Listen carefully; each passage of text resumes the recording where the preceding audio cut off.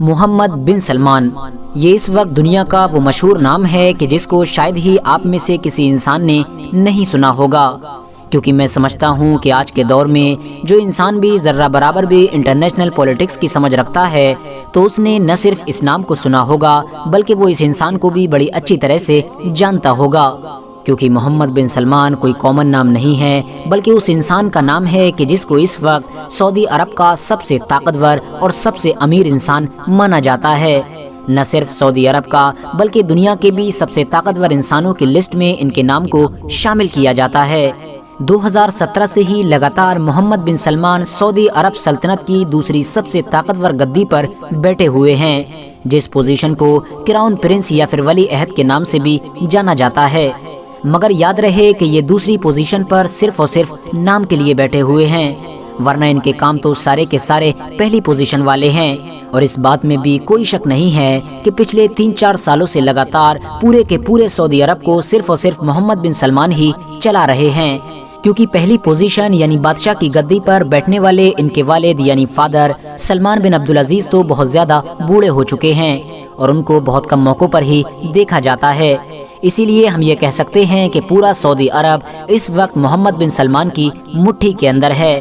مگر آپ کو جان کر شاید حیرانی ہوگی کہ جس محمد بن سلمان کو آج کے دور میں سعودی عرب کا سب سے طاقتور انسان مانا جاتا ہے، اس محمد بن سلمان کو سن 2017 سے پہلے ہماری اس دنیا کا شاید ہی کوئی انسان جانتا ہوگا۔ اتنا ہی نہیں، محمد بن سلمان سعودی عرب کے اس آل سعود کنگڈم کے اتہاس کے پہلے ایسے انسان ہیں کہ جن کو اتنی کم عمر میں کراؤن پرنس بنا کر ان کے ہاتھوں میں ساری طاقت دے دی گئی ہے، ورنہ تو ابھی تک جس انسان کے ہاتھ میں بھی سعودی عرب کی باغ ڈور دی گئی ہے وہ ہمیشہ 50 یا 60 سال کی عمر سے اوپر ہی کا ہوتا تھا۔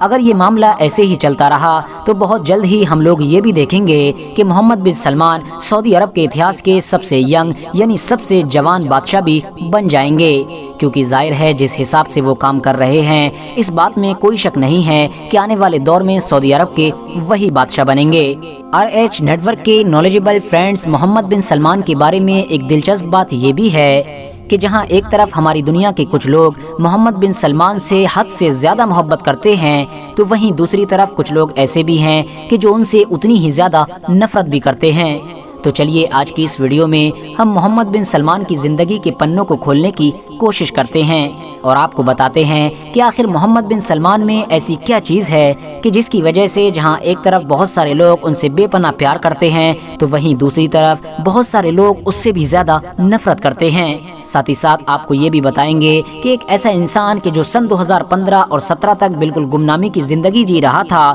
وہ اچانک سے سعودی عرب کا سب سے طاقتور انسان کیسے بن گیا۔ اتنا ہی نہیں، ان تمام چیزوں کے علاوہ بھی آپ آج کی اس ویڈیو میں محمد بن سلمان کی زندگی سے جڑے کچھ ایسے فیکٹس جانیں گے کہ جن کو جاننے کے بعد آپ لوگوں کا منہ حیرانی کی وجہ سے کھلا کا کھلا رہ جائے گا۔ تو چلیے محمد بن سلمان کی اس کہانی کو شروع کرتے ہیں۔ محمد بن سلمان کی پیدائش 31 اگست 1985 میں سلمان بن عبدالعزیز کے گھر ہوئی تھی۔ آپ کو بتاتے چلیں کہ ان کے فادر یعنی ان کے گرینڈ فادر کے جن کا نام عبدالعزیز تھا یہ وہی تھے کہ جنہوں نے 1932 میں اس سلطنت کی بنیاد رکھی تھی کہ جو آج کے دور میں سعودی عرب میں قائم ہے۔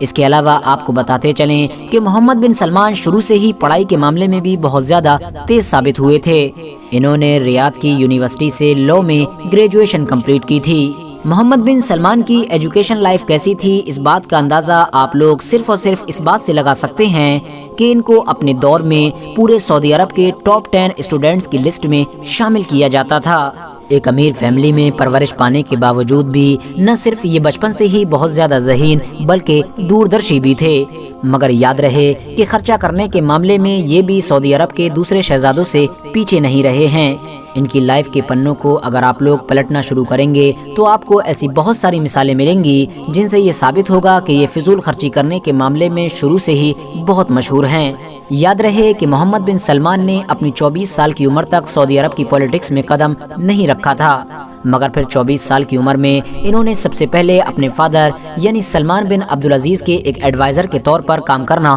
شروع کیا تھا۔ اس دور میں ان کے فادر سعودی عرب کے کنگ نہیں بلکہ ریاض کے گورنر ہوا کرتے تھے، مگر پھر سن 2015 میں جب سعودی عرب کے بادشاہ کی موت ہوئی تو ان کے فادر کو سعودی عرب کا نیا بادشاہ بنا دیا گیا اور اس وقت ان کے ساتھ سیکنڈ پوزیشن پر یعنی کراؤن پرنس کی گدی پر بٹھایا گیا تھا محمد بن نائف کو۔ مگر پھر 2 سال کے بعد ہی یعنی سن 2017 میں سعودی عرب کے کنگ سلمان بن عبدالعزیز نے کراؤن پرنس کی گدی سے محمد بن نائف کو اٹھا کر اپنے سب سے چہیتے بیٹے محمد بن سلمان کو اس گدی پر بیٹھا دیا۔ یقیناً یہ اس وقت پوری دنیا کے لیے ایک حیران کر دینے والا فیصلہ تھا،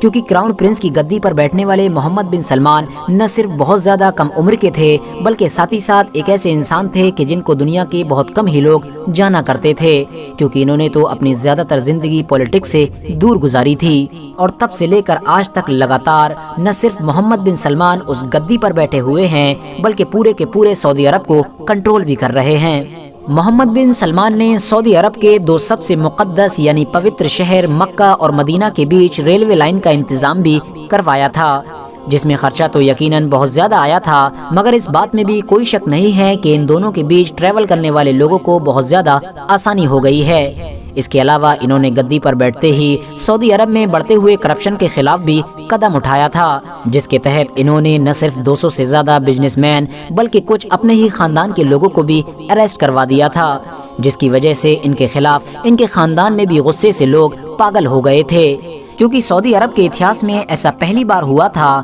کہ جب کسی بادشاہ نے اپنے ہی خاندان والوں کے خلاف کارروائی کر دی تھی۔ دوستو، جیسا کہ میں نے آپ لوگوں کو ویڈیو کے شروع میں بھی بتایا تھا کہ محمد بن سلمان کی ایک خاص بات یہ بھی ہے کہ جہاں ایک طرف دنیا کے بہت سارے لوگ ان کو بہت زیادہ پسند کرتے ہیں تو وہیں دوسری طرف ایک گروپ ایسا بھی ہے کہ جو ان سے حد سے زیادہ نفرت کرتا ہے، اور ان تمام چیزوں کے پیچھے جو سب سے بڑی وجہ ہے وہ ان کے فیصلے ہیں، وہ فیصلے کہ جو لگاتار یہ سن 2017 کے بعد سے لیتے آ رہے ہیں۔ جیسا کہ آپ میں سے زیادہ تر لوگوں کو یہ معلوم ہی ہوگا کہ محمد بن سلمان سعودی کی گدی پر بیٹھنے والے پہلے ایسے بادشاہ ہیں کہ جو سعودی عرب کو ماڈرن دیش بنانا چاہتے ہیں اور اس کو بڑی تیزی کے ساتھ اپنے اس مشن کی طرف ہی لے کر جا رہے ہیں۔ آپ کی نالج کے لیے بتاتے چلیں کہ محمد بن سلمان کے دور میں ہی سعودی عرب میں پہلی بار نہ صرف عورتوں کو ڈرائیونگ کرنے کی اجازت دی گئی بلکہ ان کے ڈرائیونگ لائسنس بھی جاری کیے گئے۔ اس کے علاوہ محمد بن سلمان کے دور میں ہی پہلی بار سعودی عرب میں سنیما ہال بھی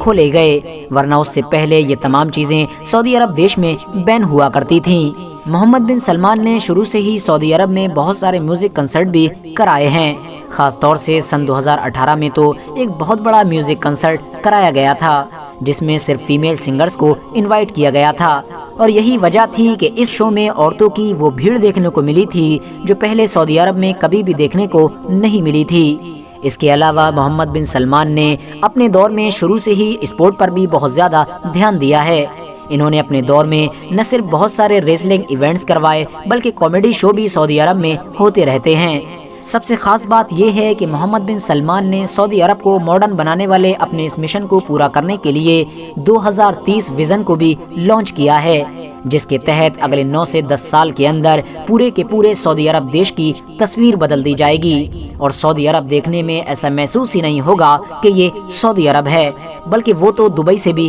آگے نکل جائے گا۔ اور یہی وہ ساری چیزیں ہیں کہ جس کی وجہ سے جہاں ایک طرف بہت سارے لوگ محمد بن سلمان کو حد سے زیادہ پسند کر رہے ہیں تو وہیں دوسری طرف بہت سارے لوگ ان سے حد سے زیادہ نفرت بھی کر رہے ہیں، کیونکہ نفرت کرنے والے لوگوں کا یہ ماننا ہے کہ محمد بن سلمان سعودی عرب میں وہ سب کچھ کر رہے ہیں جو پہلے کبھی نہیں ہوا۔ اس طرح سے سعودی عرب بہت جلد ہی اپنی پرانی پہچان کو کھو دے گا۔ اس کے علاوہ محمد بن سلمان سے نفرت کرنے کی جو سب سے بڑی اور سب سے اہم وجہ ہے وہ یہ بھی ہے کہ کیونکہ ہم سبھی جانتے ہیں کہ سعودی عرب اسلام کی سب سے مقدس یعنی سب سے پوتر جگہ مانی جاتی ہے، کیونکہ اس کے اندر وہ 2 شہر موجود ہیں کہ جن کو اسلام میں سب سے بڑا مقام دیا گیا ہے۔ اب ظاہر ہے مسلمانوں کا یہ ماننا ہے کہ سعودی عرب کی اس زمین پر کہ جس کو سب سے زیادہ پوتر یعنی مقدس مانا جاتا ہے تم وہ سب کچھ کام نہیں کر سکتے ہو کہ جن کی اجازت اسلام دھرم نہیں دیتا ہے، اور یہی وجہ ہے کہ ہمیشہ سے ہی محمد بن سلمان زیادہ تر مسلمانوں کے نشانے پر